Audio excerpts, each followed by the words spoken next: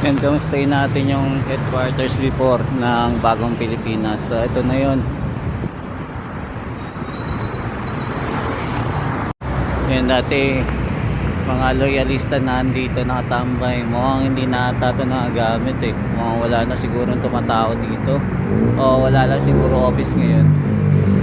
Siguro may nag-opisina pa rin. Yan, so meron pa rin naman.